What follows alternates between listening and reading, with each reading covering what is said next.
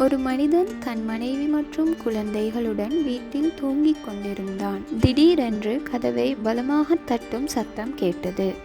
கட்டிடம் முழுவதும் அந்த சத்தம் கேட்டது. அவன் திறந்து பார்த்ததும் யாரென்றும் தெரியாத ஒரு ஸ்ட்ரேஞ்சர் நிற்பதை பார்க்கிறான். அவனை பார்த்தவாறே, "யார் நீ?"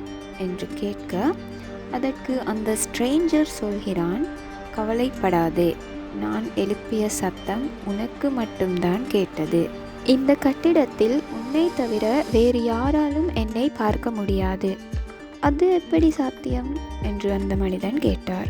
அதற்கு அந்த ஸ்ட்ரேஞ்சர் சொல்றான், "நான் உன்னை அழைத்துச் செல்ல வந்தேன்."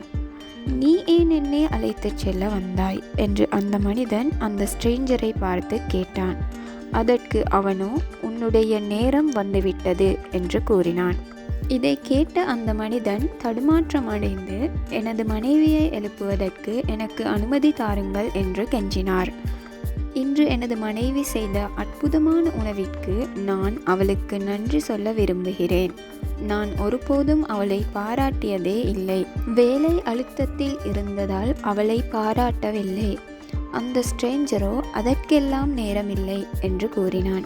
"குறைந்தபட்சம் என் குழந்தைகளையாவது எழுப்ப அனுமதியுங்கள். நான் அவர்களுடன் விளையாட விரும்புகிறேன். அவர்கள் இன்று என்னுடன் விளையாட விரும்பினார்கள். ஆனால் நான் வேலையில் மிகவும் சோர்வாக இருப்பதாக அவர்களிடம் சொன்னேன்" என்று அந்த ஸ்ட்ரேஞ்சரிடம் கெஞ்சிக் கொண்டிருந்தான். "இந்த உலகத்தில் உனக்கு நேரமில்லை" என்றான் அந்த ஸ்ட்ரேஞ்சர். இதை கேட்டு பயந்து போன மனிதன், "நான் போக விரும்பவில்லை" என்று கத்திக்கொண்டே விழித்தான். விழித்து பார்த்ததும் அவன் மனைவியும் குழந்தைகளும் அவனுக்கு அருகில் நிம்மதியாக தூங்கிக் கொண்டிருந்தனர்.